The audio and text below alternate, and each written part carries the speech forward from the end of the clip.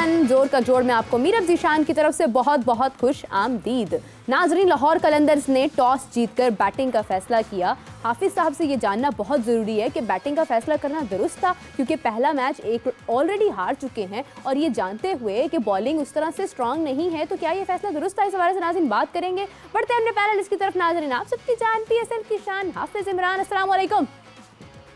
वालेकुम अस्सलाम मीरब, बहुत शुक्रिया आपका। नाजरीन, दूसरी जानिब स्टैट्स के माहिर उमर ज़ाहिर, अस्सलाम वालेकुम। वालेकुम अस्सलाम। क्या उम्मीद है आप दोनों खैरियत से होंगे? अल्हम्दुलिल्लाह।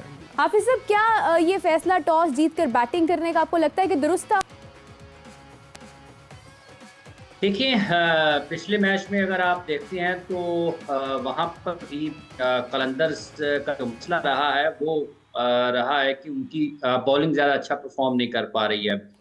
अब जब उन्होंने यहाँ पर क्वेटा ग्लैडिएटर्स के खिलाफ खेलना है तो क्वेटा की बैटिंग तो मजबूत है और क्वेटा की बॉलिंग भी बहुत बैलेंस है, और अभी तक जो उन्होंने गेंदबाजी की है उसमें देखकर लगता है कि वो बिल्कुल कलंदर्स के लिए मतलब ऐसे लगता है कि जैसे एक ममनुआ इलाके में आ गए हैं और उनकी जानी पहचानी जगह नहीं है जहाँ पर वो खेल रहे हैं। अकील हुसैन और आमिर ने जिस तरह से बॉलिंग की है अब तक, वो तो बिल्कुल फ़खर जमान का, जैसा कि हम पहले बात कर रहे थे कि उनका रन्स करना बहुत ज़रूरी है। और अब तक कलंदर्स की फतूहात, कामयाबियाँ जितनी भी हैं उसमें फ़खर का किरदार बहुत अहम रहा है, और फ़खर 2 मैचेस में कामयाब नहीं हो पाए हैं, रन्स नहीं कर पाए हैं। आज भी जब वो खेलने के लिए आए थे तो जितने भी बॉल वो खेले हैं, चंद बॉल जो उन्होंने खेले हैं, वो बिल्कुल भी कंफर्टेबल नहीं थे बैटिंग करते हुए। भले वो स्पिनर के खिलाफ खेल रहे हो, भले वो फास्ट बॉलर्स के खिलाफ खेल रहे हो, तो वो कंफर्टेबल नहीं थे और बिल्कुल उसी अंदाज में आउट भी हुए हैं। ऊपर से खेलना चाहते थे, कनेक्ट नहीं कर पाए हैं और कैच आउट हो गए। तो कलंदर्स के लिए ये मैच ही जीतना इतना आसान नहीं होगा अब तक की सूरत हाल को देखते हुए। जो टॉस जीतकर उन्होंने जिस तरफ गए हैं, अब अगर रन्स ऑन बोर्ड नहीं होते हैं ज़्यादा, तो फिर उनकी बॉलिंग के ऊपर एक इजाफी दबाव ज़रूर आएगा, क्योंकि उनकी बॉलिंग को बहुत अच्छी फॉर्म में नहीं है। शाहीन आफरीदी की बात हो, हारिस रऊफ की बात हो, तो जितने भी उनके बॉलर्स हैं उनको बहुत ज़्यादा अच्छी फॉर्म में नहीं है। तो कलंदर्स के लिए मुश्किल ज़रूर होगी। अब देखना ये है कि अब जो पार्टनरशिप इस वक्त है ये फिनिश कहाँ पर करते हैं। 20 ओवर्स में क्या ये इतने रन्स ऑन बोर्ड कर पाते हैं कि इनकी बॉलिंग के पास इतना मार्जिन हो कि अगर कहीं कुछ एक आध ओवर खराब, 1-2 ओवर्स खराब भी जाते हैं, एक आध बॉलर को पिटाई भी होती है, तो क्या उनके पास रन्स इतने मौजूद होंगे कि वो उसका दिफा कर पाएं। तो बहुत सारी चीज़ें ऐसी हैं जिन पर अभी आने वाले जो करीबी वक्त है उसमें, चूँकि ये चौथा ओवर उनका जो कि मैच का इस वक्त चल रहा होगा क्वेटा और लाहौर के माबैन, तो देखना यह है कि सर्कल का तो फ़ायदा नहीं उठा पाए। अगर अब तक हम देखते हैं तो जो रन्स इन्होंने दायरे में किए हैं वो कोई इतने अच्छे नहीं हैं, और कुछ टीम में तब्दीलियाँ भी हुई हैं आज कलंदर्स की तरफ से। अगर हम इनकी साइड को देखते हैं, सिकंदर रजा भी आ गए हैं और उसके साथ साथ कार्लोस ब्रैथवेट, दोनों ये टीम का हिस्सा हैं। जहादात खान भी खेल रहे हैं, हारिस रऊफ भी हैं, जमान खान भी हैं, सलमान फयाज भी हैं। तो देखना यह है कि आज अगर इनकी बॉलिंग को देखते हैं तो सलमान फयाज के 4 ओवर्स कैसे खेलते हैं, इनसे ज़्यादा बेहतर यह है कि सलमान 4 ओवर करते कैसे हैं। फिर सिकंदर रजा आ गए, उनके पास जहादात खान, कार्लोस ब्रैथवेट और जमान खान, शाहीन आफरीदी, हारिस रऊफ। तो बॉलिंग तो उनकी उन्होंने अपने नंबर्स तो पूरे किए हैं, लेकिन इस बॉलिंग को इतने रन्स ज़रूर दरकार होंगे कि वो क्वेटा को रोक सकें। क्वेटा की बैटिंग बहुत अच्छी है, उनकी अगर टीम पर नज़र डालें तो Saud Shakeel, Jason Roy, Khawaja Nafay, Rilee Rossouw, Sarfaraz Ahmed, Rutherford भी हैं, अकील हुसैन, मोहम्मद वसीम, मोहम्मद हुसनैन, मोहम्मद आमिर, अबरार अहमद। मेरे ख्याल अनचेंज टीम है। जो पहला मैच की टीम वही टीम दूसरा मैच भी खेल रही है, लेकिन कलंदर्स की तरफ से आज कार्लोस ब्रैथवेट भी आए हैं और उसके साथ साथ सिकंदर रजा भी टीम का हिस्सा हुए हैं। तो अब देखना ये है कि ये कहाँ पर फिनिश करते हैं। लेकिन अभी तक की जो कारकर्दगी है, अभी तक की जो बैटिंग परफॉर्मेंस है कलंदर्स की, वो कोई इतनी हौसला अफजा नहीं है उनके लिए। ये लीग का नवा एडिशन जिसमें वो एक बार फिर से दिफाई चैंपियन है, मुश्किलात बढ़ती जा रही हैं। रेसे वेंडर डोसन ने जो पहला मैच था उसमें इन्होंने अच्छी बैटिंग की थी, निस रन स्कोर की थी, लेकिन आज उनको कोई मौका नहीं मिल रहा है खुलकर खेलने का। मोहम्मद आमिर बड़ी अच्छी लाइन पर बॉलिंग कर रहे हैं, बड़ी अच्छी जगह पर बॉलिंग कर रहे हैं। अकील हुसैन ने कुछ बॉल ऐसे किए जिन्होंने बड़ा हैरान किया फ़खर जमान को। मेरा ख्याल 1-2 बॉल जो बीट हुए हैं ना उनके फखर फखर जो अकील हुसैन के 1-2 बॉल बीट हुए हैं, उसकी वजह से वो कहीं ना दबाव में भी गए हैं, क्योंकि अनइवन जो उनको हैरान किया ना उन्होंने अपने टर्न से, उस वजह से फखर जो है ना वो हिले हैं अपनी जगह पर, और फिर आपका दबाव भी होता है इस चीज़ का कि आपने फ़ायदा उठाना है सर्कल का। वैसे वो इसी नंबर के बेहतरीन खिलाड़ी माने जाते हैं। अब देखना ये है कि कहाँ पर फिनिश करते हैं। बिल्कुल सही हाफिज़ साहब, आपने बिल्कुल दुरुस्त बात की है। उमर, आपकी तरफ बढ़ना चाहूँगी, अगर गुज़िश्ता मैच के साथ थोड़ा सा कंपैरिजन किया जाए तो कराची किंग्स और मुल्तान सुल्तान्स के दरमियान मैच था और मुल्तान सुल्तान्स फतेहयाब हुए हैं। अभी बैटिंग की बात हो रही थी, जैसे कि लाहौर कलंदर्स ने पहले बैटिंग चूज़ की है, तो कल के मैच का अगर मुआवजा किया जाए तो आपको लगता है कि मुल्तान सुल्तान्स का विनिंग जो टेक्निक थी वो सिर्फ बैटिंग थी या इसके अलावा कोई और भी वजह थी जिसकी वजह से वो जीत गए हैं कल? देखिए, ओबियसली बैटिंग तो थी कि पहले प्रेशर डाल दिया, स्कोर किया, रन स्कोर कार्ड पे एक इनसरमाउंटेबल टोटल आपने पोस्ट किया, जो कि आपको अपोजिशन को वो वैसे ही एक ट्रॉमे पे ले जाता है, तो वो उससे कोप अप करना एक चैलेंज होता है। फिर उसके बाद आप ये देखें, जो बड़ी एक इंटरेस्टिंग चीज़ है कि उन्होंने प्रेशर डाला बॉलर्स ने, उनके कैप्टन ने जो है बड़े ही एक तगड़े विजन के साथ उन्होंने कैप्टनसी की। 63 डॉट बॉल्स की है कोयटा के मुल्तान के जो है बॉलर्स ने, और आप ये देखें 32 डॉट बॉल सिर्फ जो है वो किंग्स ने की थी। तो आप देखें कितना डिफरेंस है। जब डॉट बॉल्स आप कराते हो तो अल्टीमेटली प्रेशर पड़ता है टीम पे, और आप फिर शॉट्स के लिए जाते हो और आप विकेट वगैरह दे देते हो। तो ये एक मेहनत विक्ट्री का एक सबब बना फॉर सुल्तान्स। हाफिज़ साहब, जैसे भी इन्होंने बताया कि सिर्फ बैटिंग ही नहीं और भी चीज़ें काफ़ी मैटर करती हैं। अगर गुज़िश्ता मैच की बात की जाए जो लाहौर कलंदर्स और इस्लामाबाद यूनाइटेड के दरमियान था, तो इस्लामाबाद यूनाइटेड की भी बॉलिंग उतनी अच्छी नहीं थी जितनी कह सकते हैं कि बाकी टीम्स की है, तो उसके बावजूद लाहौर कलंदर्स जीत ना सका। आज के मैच में किस स्ट्रैटेजी के साथ जाया जा सकता है, स्पेशली बॉलिंग में, कि कोई विनिंग एस्पेक्ट नज़र आने लग जाए? देखिए, बात यह है कि इस्लामाबाद यूनाइटेड ने अगर उनके बॉलर्स को रन्स हुए थे तो उनकी बैटिंग ने उसका भरपूर तरीके से जवाब दिया था और बड़ी आसानी के साथ उन्होंने टारगेट चेस किया था। पिच बड़ा अच्छा था, शॉट्स लगे। आप शादाब को देखें, सलमान अली आगा को देखें तो शॉट्स लगे उनके, और उन्होंने बड़ी आसानी के साथ जो खराब बॉलिंग की थी उसका भी फायदा उठाया, और जो उनकी बैटिंग पोटेंशियल है उसका भी उन्होंने भरपूर तरीके से इजहार किया, और रन्स ऑन बोर्ड जो थे उसको बड़ी आसानी के साथ उस हदफ को हासिल कर लिया जो कि कलंदर्स ने उनके सामने रखा था। लेकिन आज कोयटा की बॉलिंग उसकी निस्बत बहुत बेहतर है। बिल्कुल, इसमें आपको हसनैन नजर आते हैं, इसमें आपको एक्सप्रेस पेस नजर आती है, इसमें आपको स्पिन बॉलिंग जो महारत वाली स्पिन बॉलिंग है वो यहाँ पर नजर आती है। और ये उतना आसान नहीं होगा कलंदर्स के लिए। आज उनके लिए निस्बतन मुश्किल बॉलिंग को उन्होंने सामना करना है, और अगर यहाँ पर आप दायरे में बेहतर तरीके से उसका फ़ायदा नहीं उठा पाए, अगर इब्तिदा आपकी इस तरीके से हुई है कि आप पहले ओवर्स में आपने अपने एक बेहतरीन बैट्समैन को भी पवेलियन वापस चले गए हैं फ़खर जमान की शक्ल में, और उसके बाद भी आप आज़ादाना रन्स नहीं खेल पा रहे हैं, तो बड़ी मुश्किल होगी। और उसके बाद अगर आपके रन्स ऑन बोर्ड इतने अच्छे नहीं होंगे तो फिर कोयटा के पास बैटिंग ज़रूर इतनी है कि वो एक मरतबा से फिर हैरान कर सकती है लाहौर कलंदर्स को। इनकी बैटिंग में बड़ी जान है कोयटा की। देखें ना, रैली रोसू हैं, जैसल रॉय हैं, सऊद शकीर और रैली जैसल रॉय हैं, इन दोनों ने पहले मैच में जिस शानदार अंदाज में बैटिंग की है, तो वो तो एक अच्छे एतमाद के साथ, कॉन्फिडेंस के साथ आएंगे। उसके साथ साथ सरफराज अहमद है, रदरफोर्ड है, तो इनकी बैटिंग में जान है। डिपेंड करेगा कि लाहौर फिनिश कहाँ पर करता है। अगर तो लाहौर अच्छे रन्स ऑन बोर्ड नहीं सजा पाएगा तो फिर आसान हो सकता है, लेकिन दूसरी तरफ अगर आप लाहौर की बॉलिंग को देखते हैं जहाँ पर आपको पाकिस्तान की बॉलिंग नज़र आती है, तो उनके ऊपर एक ये ज़रूर होगा कि आज का मैच उन्होंने जीतना है, इस टीम से जीतना है। सिकंदर की वापसी से उनकी स्पिन बॉलिंग का शोबा मजबूत हो सकता है। 1-2 विकेटें अगर ले लेती हैं कलंदर्स का, अगर मुनासिब रन्स भी ऑन बोर्ड कर दें और 1-2 विकेटें इब्तिदा में ले लें तो वो मुश्किलात पैदा कर सकते हैं, क्योंकि उनकी बॉलिंग में जाना। देखिए, हारिस रऊफ को बहुत पिटाई हो चुकी है अब तक, तो जिस मैच से भी उनका कमबैक होता है मैच में वो बिल्कुल मुखालिफ टीम को तने तनहा एक तरफ कर देंगे और फिर वो मैच जीत सकते हैं। चूंकि अभी इब्तिदा है, 5वां ओवर इस मैच का अभी चल रहा है।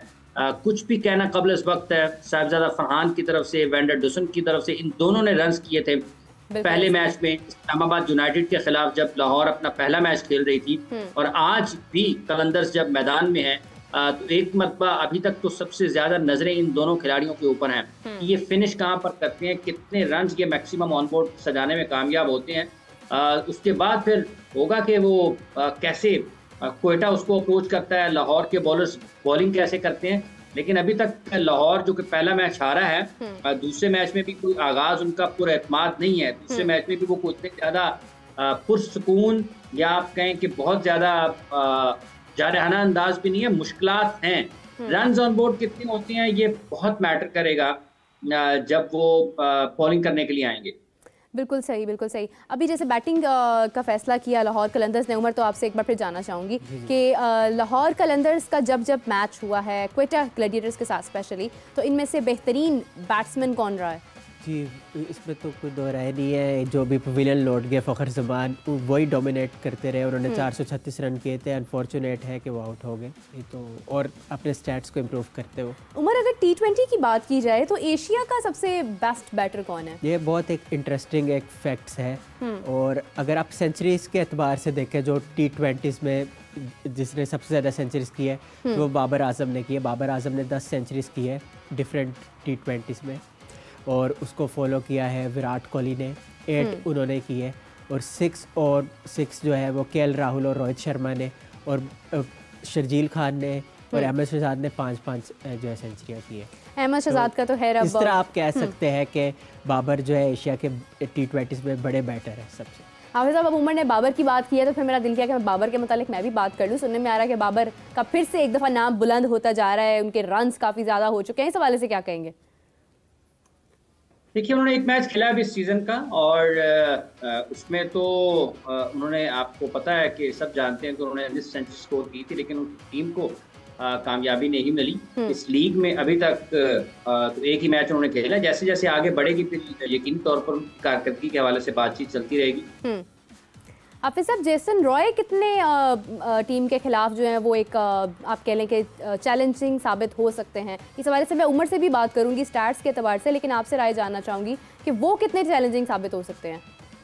देखिए, उन्होंने पहले मैच में बड़ी अच्छी बैटिंग की है, साउथ शकील ने और जेसन रॉय ने, ठीक है। और पेसर्स के खिलाफ वो और भी ज़्यादा उनको सहूलत होगी खेलते हुए, आसानी से खेल सकते हैं उनको जब फास्ट बॉलिंग के अगेंस्ट। लेकिन ये याद रखें कि शाहीन आफरीदी और जमान खान, बिलखुसूस शाहीन आफरीदी, ये अनप्लेबल बॉल करने की सलाहियत रखते हैं। ये कोई नहीं जानता कि वो पहली ओवर में 3 विकेटें कोटा की गिरा दें। बिल्कुल ऐसे के बाद अगर उनका पहला बॉल अच्छी जगह पर गिर जाता है और उनको पहले 2-3 बॉलों के ऊपर 2-3 गेंदें जो पहली वो करते हैं उसमें एक आध विकेट मिल जाता है, तो फिर आपको वो शाहीन बिल्कुल मुख्तलिफ शाहीन नजर आएंगे जिनके बारे में बात हो रही है कि उनका बॉल अच्छा नहीं कर रहा, उनको स्विंग नहीं मिल रहा।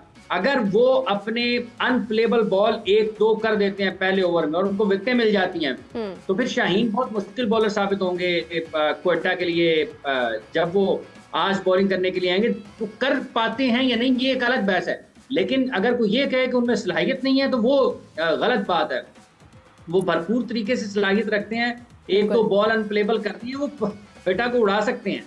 बिल्कुल ऐसे ही, और सूरत हाल एकदम से तब्दील हो सकती है। उमर, अभी मैंने आपका जिक्र किया कि मैं आऊँगी, जेसन रॉय स्टैट्स के एतबार से कितने चैलेंजिंग साबित हो सकते हैं? उनका शुमार उन प्लेयरों में होता है जो इम्पैक्ट प्लेयर्स होते हैं, और अगर अपने दिन में ये चल गए तो फिर दूसरी टीम को बिल्कुल ही डाउन कर देते हैं। और जिस टीम के ये खिलाफ खेल रहे हैं, ये उनके खिलाफ उन्होंने 116 रन स्कोर किए हुए हैं। तो दिस शोज़ के कलंदर्स के खिलाफ खेलना जो है रॉय को अच्छा लगता है, और उनका हाईएस्ट स्कोर वैसे भी 145 का है TSL में।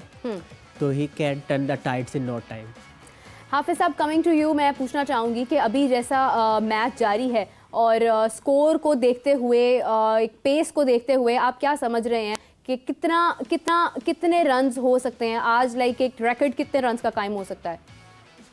देखिए, ये तो मीरब अभी सिर्फ और सिर्फ कलंदर्स ने 6ठा ओवर जो कि दायरे का आखिरी ओवर है जारी है, और अभी तक उन्होंने सिर्फ 37 रन स्कोर किए हैं। स्नैन बड़ी अच्छी गेंदबाजी कर रहे हैं इस ओवर में।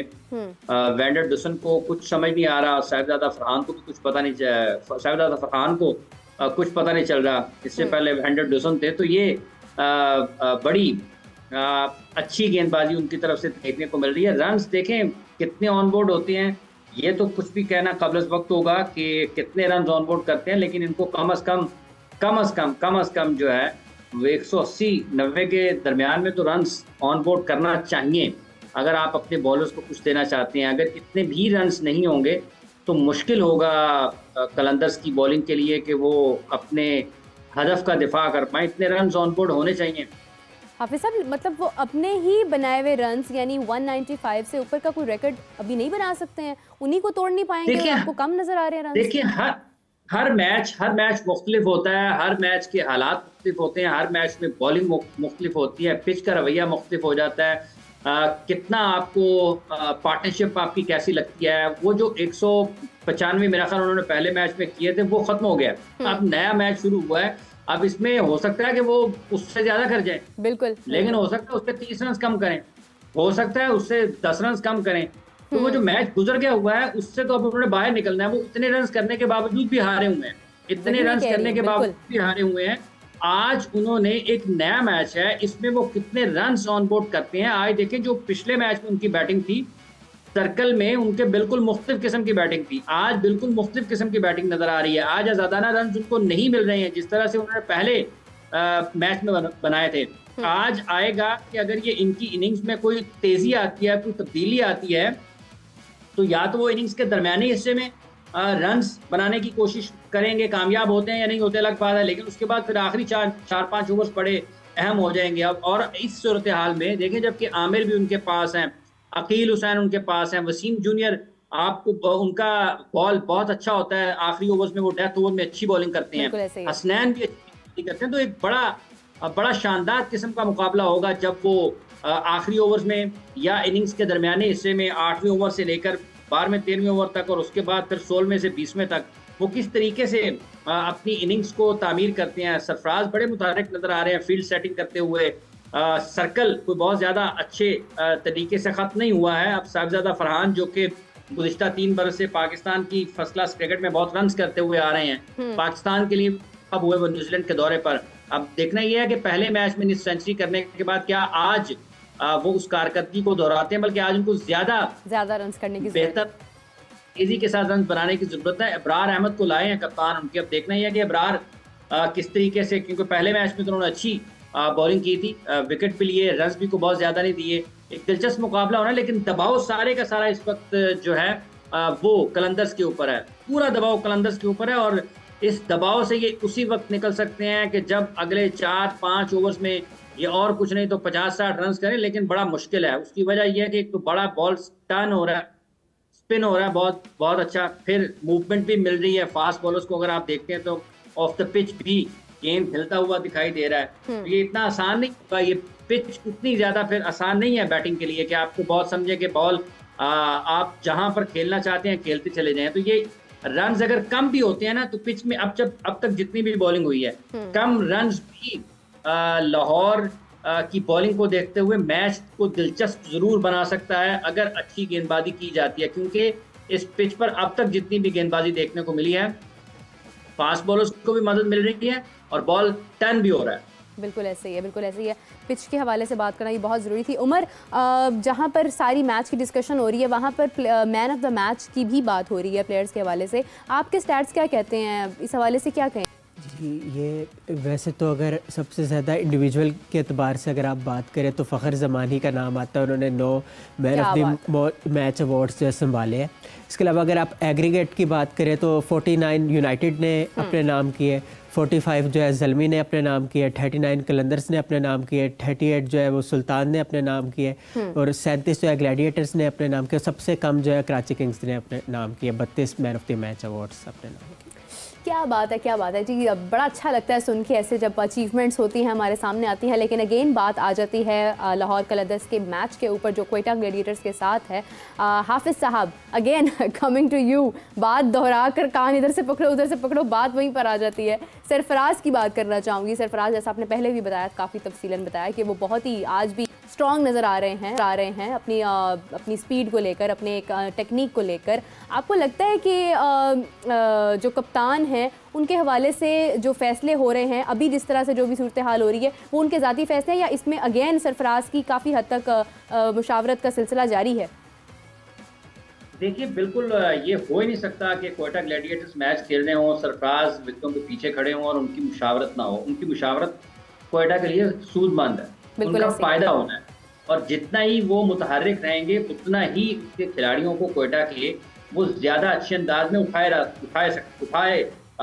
के रख सकते हैं। मतलब ये है कि आप हर वक्त मुतहर्रिक रखते हैं, हर वक्त बातचीत करते रहते हैं ना मुख्तलिफ हवालों से क्रिकेट के, तो वो एक ऐसे हैं जो बड़े बिजी क्रिकेटर रहते हैं। वो कप्तान ना भी हों लेकिन इस टीम के कायद लीडर जो है ना, लीडर वो वही होंगे, उनकी तरफ सारी नजरें जाती हैं। अभी भी आप मैच देखें, कल का भी जो इन्होंने खेला है वो भी देखें, तो आपको लगेगा कि हर अहम मौके के ऊपर जो बॉलर्स हैं वो सरफराज की तरफ देख रहे होते हैं, क्योंकि काफी वक्त से इकट्ठे खेल रहे हैं, साथ खेल रहे हैं, फिर फ्रेंचाइज के साथ लगा हुआ है, फिर उनके साथ है, तो फिर बहुत सारी चीजें ऐसी हैं जो घूम फिर कर सरफराज की तरफ ही आती हैं। देखिए फैसले तो रैली रोसू ही करेंगे, लेकिन जब कभी भी वो सरफराज से मशवरा लेंगे तो सरफराज का एक बहुत तजर्बा है इंटरनेशनल क्रिकेट में भी, फिर PSL में भी कप्तानी का, तो ये तो नहीं कहेंगे कि उनको कोई गलत मशवरा देंगे। हाँ, फैसला गलत जरूर हो सकता है, लेकिन वो तो वही मशवरा देंगे यकीनी तौर पर जो उनके तजर्बे की बुनियाद पर उनकी टीम के काम आ सकता है, उनकी टीम की शिकस्त को कामयाबी में बदल सकता है, उनकी टीम की मुश्किल को आसानी में तब्दील कर सकता है। तो ये सलाहियत तो उनमें है कि वो ज़हनी तौर पर बहुत मजबूत हैं और वो किसी भी जगह पर अपनी टीम के लिए बहैसियत कप्तान बहुत कारआमद होंगे, और उनकी मौजूदगी का फ़ायदा न सिर्फ लैरी लॉसू को बड़े अच्छे तरीके से हो सकता है, बल्कि उसके साथ साथ इस टीम के जितने भी खिलाड़ी हैं, मतलब हसनैन को देख लें, अबरार को देख लें, वसीम जूनियर को देख लें, ये सारे वो खिलाड़ी हैं जो मुख्तलिफ वक्तों में पाकिस्तान की तरफ से खेले हुए हैं, और वो जानते हैं कि सरफराज एक बहुत अच्छे कप्तान है। और सरफराज ने अंडर 19 की लेवल पर, फिर पाकिस्तान की सतह पर, PSL की सतह पर इस अंदाज में कप्तानी की है कि लोग उनको एक अच्छा कप्तान मानते हैं। तो उनकी मौजूदगी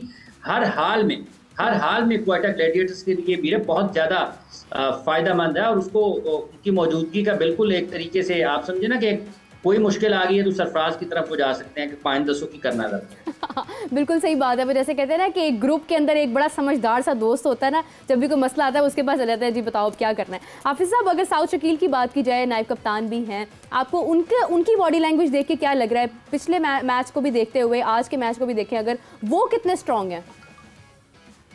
देखें, बात यह है कि सऊद के ऊपर तो सबसे बड़ी जिम्मेदारी यही है कि क्या वो बहैसियत ओपनिंग बैटर इस लीग को जो उन्होंने आगाज किया है उसको कितना आगे लेकर चलते हैं। बड़ा दिलचस्प मुकाबला होगा जब वो जमान को खेलेंगे या शाहीन को खेलेंगे।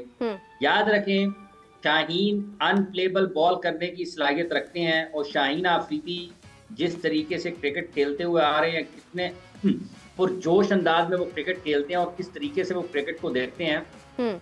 आज अगर उनको इब्तदा में एक दो बॉल उनके अच्छे गिर गए, ये जैसन रॉय के लिए और उसके साथ साथ साउथ शकील के लिए वो इतना आसान नहीं होगा। वैसे गुज़िश्ता सीजन में एक मैच में, मेरा ख्याल पिछला सीजन ही था, जिसमें इन्होंने जैसन रॉय ने मेरा ख्याल लगभग पहले 4 ओवर में मैच खत्म कर दिया था लाहौर के लिए। 50 से ज़्यादा रन मेरा ख्याल उन्होंने 3 ओवर में स्कोर कर दिए थे। तो उनमें भी बड़ी भरपूर सलाहियत रखते हैं वो जैसन रॉय। अगर वो अटैक कर गए और अगर वो चल गए, अटैक उनका कारआमद हो गया, वो उसमें उन्होंने किसी को कुछ बख्शा नहीं, तो फिर ये जो लाहौर जितने मर्जी रन बना रही, जैसन रॉय छोड़ेंगे नहीं, वो मतलब तने तनहा मैच को एक तरफ कर देंगे। इसी तरीके से बिल्कुल, चूंकि अंडर लाइट्स है मैच, ये जरूर जेहन में रखना पड़ेगा, अंडर लाइट्स है, और अगर जैसे मदद मिल रही है फास्ट बॉलर्स को, तो शाहीन मतलब मुश्किल बॉलर होंगे। अंडर लाइट्स शाहीन मुश्किल बॉलर होंगे। उनका जो स्विंग है वो आपको आज नजर आ सकता है, और कोई पता नहीं है कि पहला बॉल जो भी खेलने के लिए आए, तो शाहीन का जो एक उनका रिवायती अंदाज है विकेट लेकर उसको फिर जश्न मनाने का, वो यूं आपको बाजू खोलते हुए नजर आएंगे, तो वो नजर आ सकता है, क्योंकि इतना आसान नहीं होगा इस पिच पर जहां पर आपको मदद मिल रही है, टर्न भी हो रहा है बॉल, फिर हवा में भी बॉल गिरने के बाद भी अपना रंग दिखा रहा है, कहीं ना कहीं दाएं बाएं घूम रहा है। तो ये एक ना हेल्दी चीज़ है उसके लिए, या आप इसको कह सकते हैं कि ये एक ऐसी उम्मीद है जो लाहौर के बॉलर्स को नजर आएगी कि चूंकि विकेट में पिच में मदद मौजूद है, हम उससे फ़ायदा उठा सकते हैं। आज़ादाना रन्स ना बनाने का या रोकने का जो एक पहलू है वो यहाँ पर मौजूदा नजर आता है, और हो सकता है कि ये बहुत हाई स्कोरिंग मैच ना हो, लो स्कोरिंग भी अगर होता है तो ये दिलचस्प मैच जरूर होगा, क्योंकि रन्स आसानी से नहीं निकल रहे हैं। बिल्कुल ऐसे ही है, रन्स मुश्किल से निकल रहे हैं और एक उनसीयत सी होती है आपको अपने फेवरेट खिलाड़ियों के साथ। तो हम सबकी मेरे ख्याल से ख्वाहिश होगी, इवन कि जो लोग क्वेटा को सपोर्ट करें उनकी भी ख्वाहिश होगी कहीं ना कहीं कि वो शाहीन को विकेट्स लेते हुए देखें, क्योंकि हर टीम में एट द एंड हमारे फेवरेट क्रिकेटर्स मौजूद हैं। उमर, आपसे बिल्कुल I am just about to wrap up सवाल करना चाहूँगी। बॉलिंग की बात हो रही है, क्वेटा और लाहौर कलंदर्स के दरमियान अभी तक के स्टैट्स के मुताबिक बॉलर कौन सा बहुत अटैकिंग रहा है?